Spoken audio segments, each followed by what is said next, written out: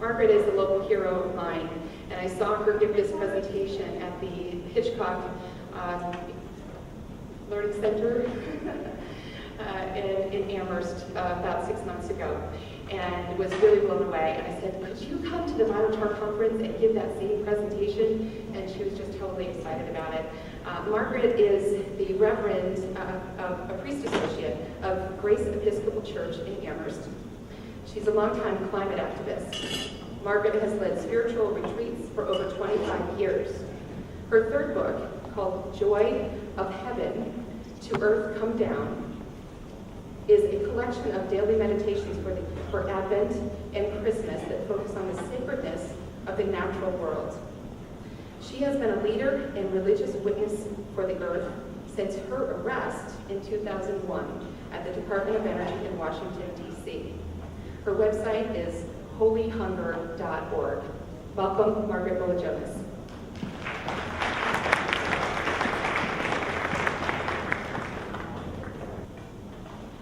Thank you, Karen. Thanks for inviting me. And thank you all for being here. It's a thrill to be here. And I want to thank you all for everything you're doing around biochar. So let me begin with a word of thanks. I've been giving myself to tackling this climate crisis for a while, so I'm giving myself to this work, but I've never before been invited to give my urine. So I find that quite delightful that we're all invited to offer a new part of ourselves to good work. So what I'm hoping to do is to open up a conversation about how we maintain hope in the face of the ecological crisis in which we find ourselves, and what spiritual resources can sustain us as we struggle to protect the living world around us. Now, I'm assuming that folks in this room hold a range of spiritual and religious beliefs. And I'll be speaking as an Episcopal priest, as a Christian, but I'm hoping that what I say will be intelligible to people who follow different spiritual paths or no spiritual path. What I'd like to do is to create a space in which each of us can think about the spiritual resources and practices that sustain us in the great work of healing the earth. And I'm assuming that all of us here want to be healers. We want to do what we can to protect life as it has evolved on this planet. I also assume that in order to do this, we have to call out the best in ourselves and the best in each other. We need to attend not only to the outer landscape, to the living world around us, but also to our own inner landscape. We need to pay attention to and to take responsibility for the inner world of our spiritual and emotional lives so that we can stay compassionate and strong and can bring our best selves to the healing work that we've been given to do. The reflections I'm going to offer spring from years of grappling with what I consider the great wound and trauma that human beings are now experiencing around the world, whether we admit it or not. And that's the wounding of the natural world on which we depend. To some extent, all of us are conscious that the web of life on this planet is unraveling. Alongside the particular hurts and wounds of our own individual lives, we feel a collective shudder for our common dilemma. Can we sustain life on this planet? And what kind of life will it be? So I'd like to take just a moment to sketch the wounding of the natural world. And then I'd like to lay out a framework for the heart that can help us to meet this decisive moment of history as healers filled with compassion and creative energy. So to set the context for this talk, here are just a few facts with which I know you are all familiar. The life systems of the world are under assault on many fronts, from the pressures of a growing human population to habitat loss, and other toxic chemicals. You know we're in the midst of the planet's 6th massive extinction event. Maybe half the world's species could vanish before the century is out. And we live in an unprecedented moment of human history. In just 200 years, we humans have pumped so much heat-trapping carbon dioxide into the air that atmospheric levels of CO2 today are higher than they've been for millions of years. I recently heard a climate scientist remark, "We are breathing from an atmosphere that none of our ancestors would recognize." Bill McGibbon pointed out in 2012, he wrote, "The Arctic, from Greenland to its seas, essentially melted in 2012 in a way never before seen." He writes, "The frozen Arctic is like a large physical feature. It's as if you woke up one morning and your left arm was missing." In one of his most recent books, he writes, "We've changed the planet in large and fundamental ways," and then he adds very starkly, "Our old familiar globe is suddenly melting, drying, acidifying, flooding, and burning in ways that no human has ever seen." Last week, I'm sure you read about that alarming study which shows that by about 2047, greenhouse gas pollution, if it continues unchecked, will raise global temperatures to such an extent that in any given geographical area, the coldest year in the future will be warmer than the hottest year in the past. That's the kind of news that wakes me up in the middle of the night. So, friends, I dare to call you friends because we're all in this together. You and I, we have work to do. Unless we move swiftly toward energy conservation and efficiency, unless we make the transition to clean, safe, renewable energy, unless we design the infrastructure of our economy so that it is no longer based on fossil fuels, and do this at top speed, then we face runaway climate change. Without decisive action to cut greenhouse gas emissions, the results of global warming, rising seas, extreme weather events, heat waves, droughts, food shortages, water shortages, will cause unimaginable hardship. I don't think the ongoing existence of life on this planet is at stake. As in past extinction events, life, I believe, will find a way to rebound over the long span of geologic time. But the future of human civilization is uncertain. So, as we gather this afternoon, all of us who long to be healers, all of us who love the earth and who want to protect our children and our children's children, what happens inside us as we listen to these facts? What happens to your breathing? What happens in your gut? Do we flinch and hold back and push the information away? I know that I certainly can. Some people protect themselves with a surge of anger, and they say none of it's true, it's a hoax, it's an exaggeration. Many of us feel anxious, and we may say to ourselves, it could be true, but why should I think about it? I've got too much to deal with already. I'm going to ignore that climate thing and let someone else deal with it and see if it just goes away. Some of us feel a wave of grief, and we say to ourselves, I know what I'm hearing is true, but if I really absorbed it, if I really took it in, I'd be overwhelmed by despair.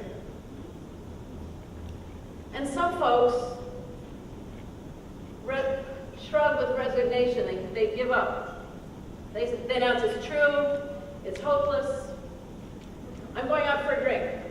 I'm going to go shopping at the mall. Does anyone want to come with me? I think it's good to notice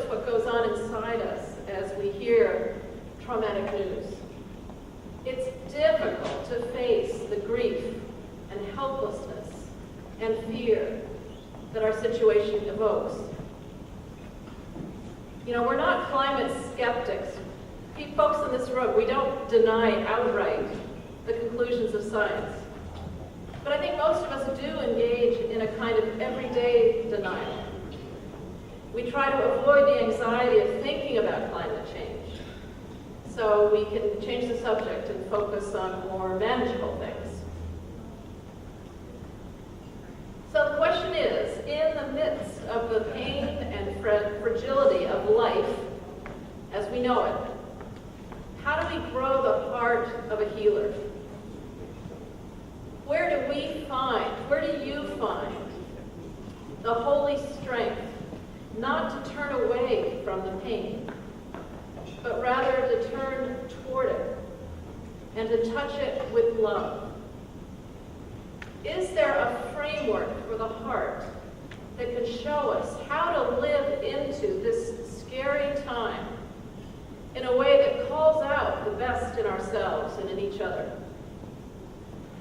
This is no small question, because as never before, the human community needs people with a healed and a healing heart. So I'm going to propose 3 aspects of a healer's heart. 3 places along the path of inner transformation as we grow a heart for healing. So here's the first. Healers have an awakened heart. An awakened heart. What is an awakened heart? An awakened heart is a heart that is more and more consciously, more and more frequently, more and more deeply attuned to love. A person with an awakened heart is someone whose heart is being touched again and again and again by a boundless love that seems to well up from nowhere, or that unexpectedly shines out from the world around. A person with an awakened heart is someone who is learning to see themselves and other people and all creation with eyes of love. This is the stage in the journey when we perceive the beauty and the preciousness of God's creation. We experience gratefulness and wonder and awe, amazement. We discover how cherished we are as creatures that are part of creation. You know, I think it's a huge discovery to experience creation as sacred. Many of us are quite alienated from the natural world. Most of the world's dwellers, citizens, most of the world's human citizens are now city dwellers. Most of us live in cities, and I've read that the average North American spends 4% of a typical day outdoors, including time spent in a car. For most of us, nature is, we think, far away, and we think the real world, the place where the action is, the place that really matters, is cities, man-made, built environments. Here we are in this room with no windows. It's gone 22 minutes. Got 36 minutes. Technology seems to have freed us from the rhythms of nature. We no longer need to know whether it's daytime or nighttime, or whether it's hot outside or cold outside. Yeah. We can think of weather as what does or does not get in our way as we drive from one building to the next. Many of us work and play in ways that are mental, and we get absorbed in the virtual reality of the TV or the computer screen or the cell phone.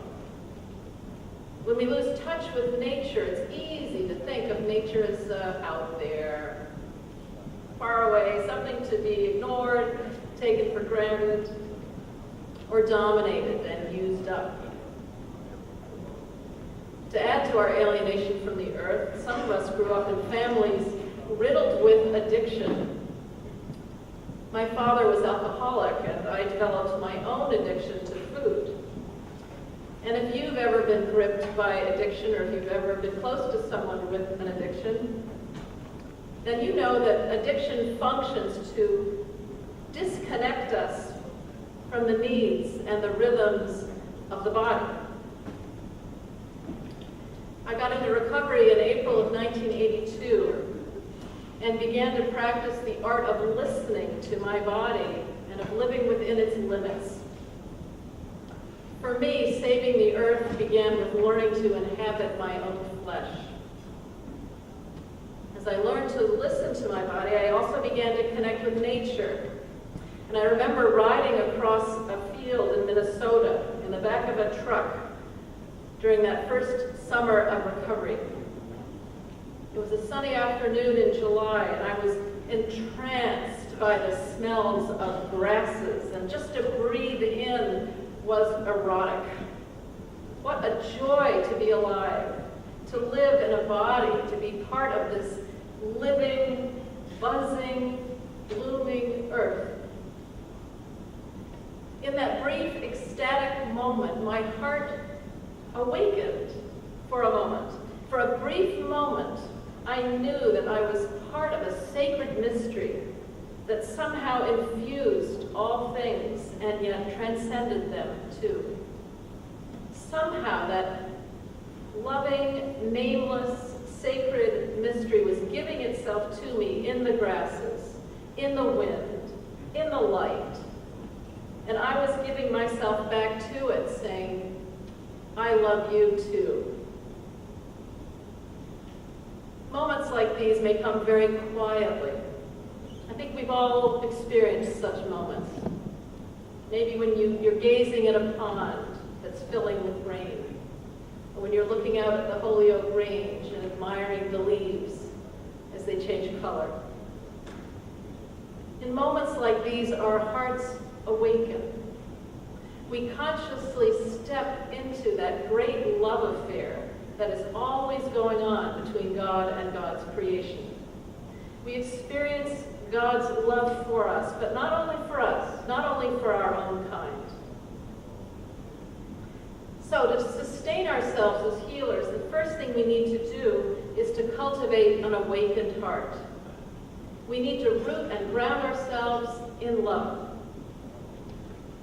Experiencing and realizing our God-given preciousness is a powerful antidote to a message I sometimes hear that human beings are a cancer on the earth, or we're a virus that is taking down life. I understand the anger and the deep frustration behind statements like that. The anger that's evoked in caring people by the enormous damage that we humans are doing to the ecosystems on which all life depends. And it's true that our industrial economy, based on fossil fuels, is acting like a cancer that takes down life. But I think the only way forward is not to feed the voice of self-hatred, but to listen to the inner voice of love that is always speaking in our hearts and that alone can guide us on a new path.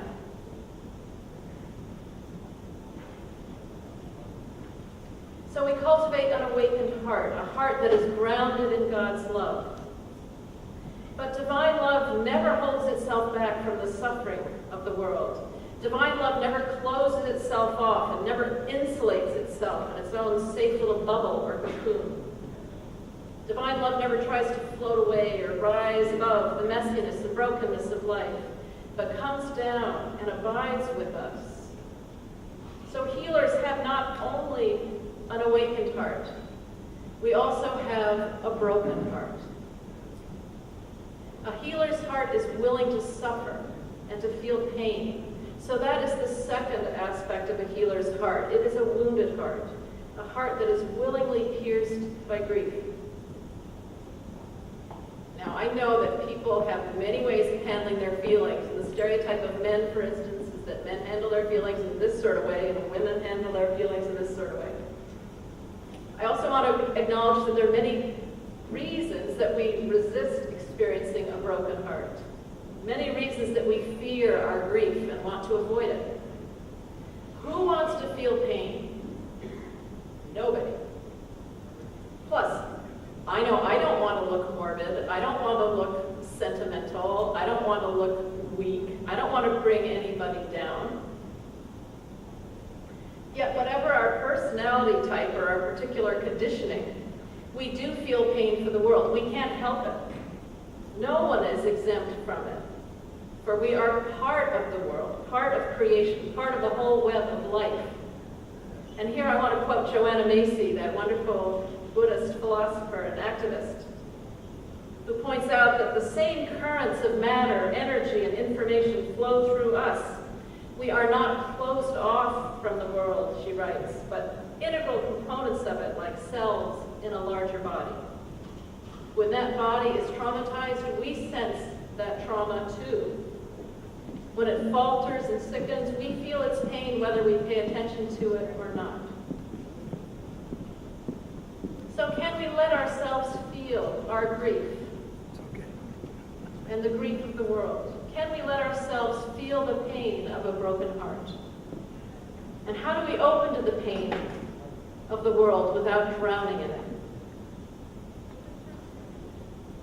You know, spiritual traditions of the world offer different ways and different symbols for working with our suffering.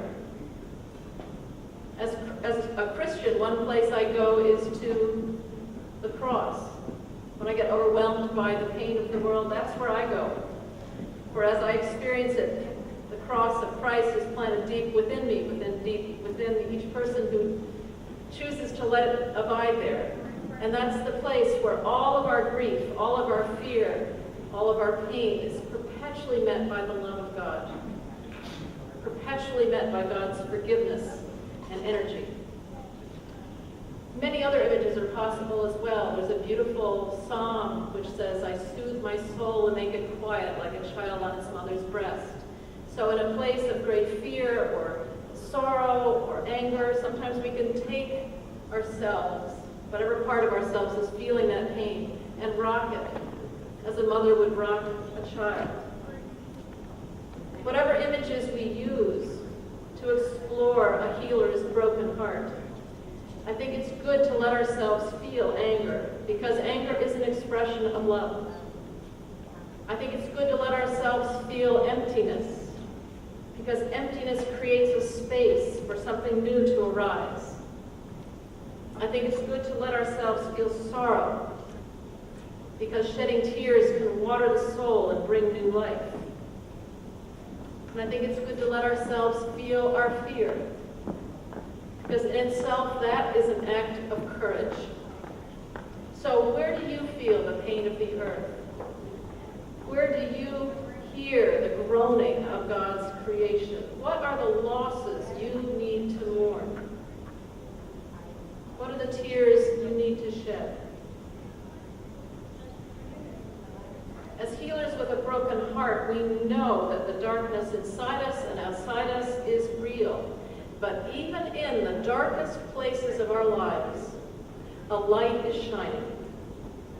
The light of the divine is tender and enlivening and pure. It speaks in silence, saying, I see you. I know what you are going through. I love you.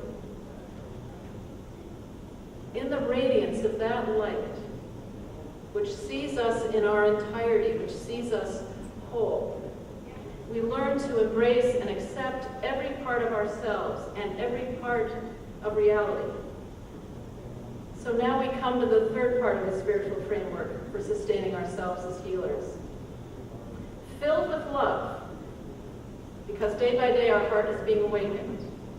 And open to the pain of life, because day by day our heart is broken and yet whole. We now want the love that is flowing into our life to flow out into the world around us. We've been cultivating an awakened heart, and we are accepting a broken heart. And now we want to express what I'm calling a radiant heart. We want our lives to bear witness in tangible ways to the love that has set us free from the tyranny of suffering and death. This is what Christians call an experience of resurrection. We are filled with a spirit, a Holy Spirit that sends us out as healers and justice seekers, as peacemakers. Whatever our tradition, healers with a radiant heart move out into the world to participate in works of compassion and justice. I feel the call to take action so strongly that a few days ago, I told my parish, Grace Church, that I am leaving parish ministry. You are the first people in public to whom I've said this. I'm leaving parish ministry in order to give myself fully to the work of tackling climate change. I'm going to be, thank you.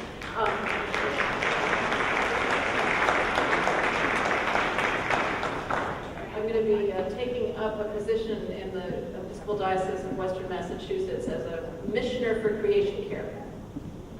And I'm hoping this will be healing work, and I'm hoping that it will be justice work as well, because there's no healing without justice.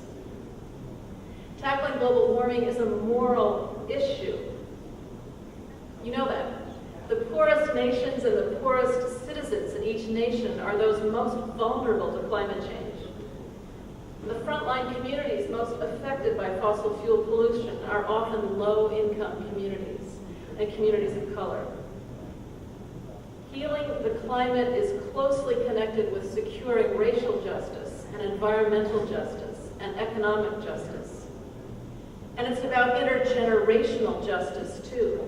For right now, we are stealing a habitable world from our children. People often make this split between I'm a spiritual person or I'm an activist person. But I think we need to heal that split. I think we need something like spiritual warriors or sacred activists. I think we need folks who more and more have a converted heart, whose actions are rooted and grounded in love, willing to feel the pain of the world, and then feel themselves sent out to do whatever we can do to be healers and justice makers. And I think I'll end by giving the last word to Helen Keller, who said long ago, "I am only one, but still I am one. I cannot do everything, but still I can do something. And because I cannot do everything, I will not refuse to do the something that I can do." Thank you.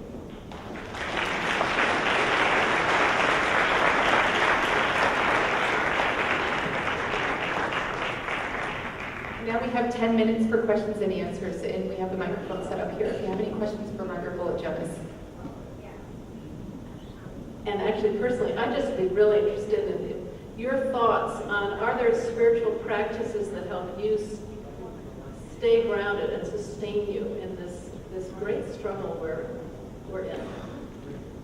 But whatever responses you'd like to offer, I'm interested to hear.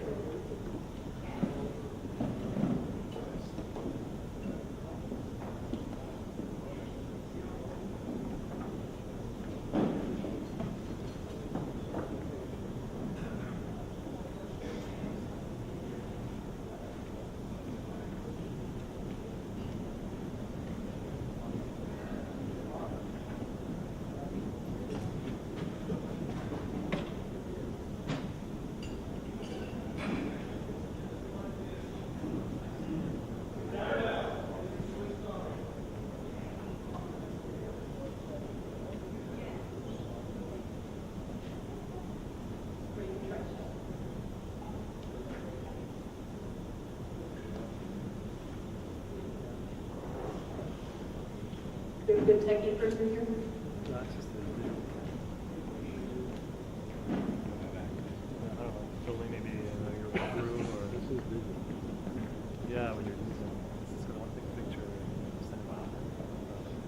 Okay. Thank you. One of the tables. So first, I want to thank Karen for coming in because I'm pretty sure you came here just to talk to me. Find someone Guess what? already. You came here just to talk to me. Message received level. I got into biochar through spiritual practices that are roots. That's what drew me into the conversation. It's where I. Can everyone hear? Everybody hear that?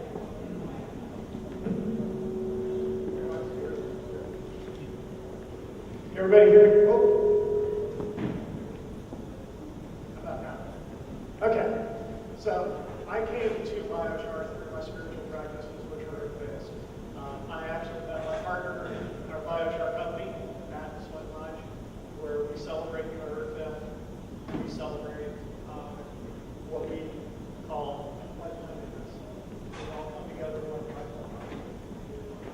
So this is a very important conversation.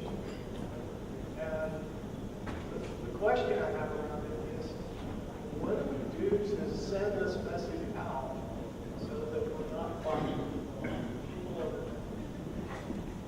so consumed by their day-to-day stuff that it shuts them down and leaves them without feeling?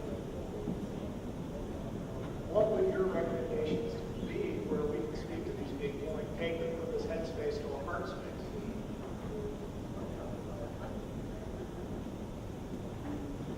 How do we help people move from a headspace to a heart space? I think one thing we can do is we just begin with ourselves. We do whatever practice we need to do to keep moving ourselves. It's not like losing your mind to bring your head down to your heart, but it's trying to use your most comprehensive intelligence, your deepest and widest intelligence, not just your busy thinking mind, which can get so anxious and dualistic, dividing ourselves against the other, but to bring our awareness down to our heart. So I'd say we start with our own practice. I think staying connected with the natural world. There's a Native American tribe which says, live so that a piece of earth mourns you when you die. To fall in love with a piece of earth and to let yourself be in a loving relationship to it and let that piece of earth be a microcosm of the whole earth that so needs our care and protection. And then we just use all our creativity as we cross paths with people during the day or as we think about what our life's work is. How do I communicate as best I can in every circumstance this love that wants to manifest through each one of us, to speak from the heart to the heart so that we're not caught up in the ego battle, but trying as best we can to speak. And then there's a lot about letting go results. You know, it's about, I have no idea if we're going to win this battle. I have no idea how much life we're going to be able to save, but I give myself to the work, just knowing that it's good work. It's what you and I are called to do, and we give it our best shot. And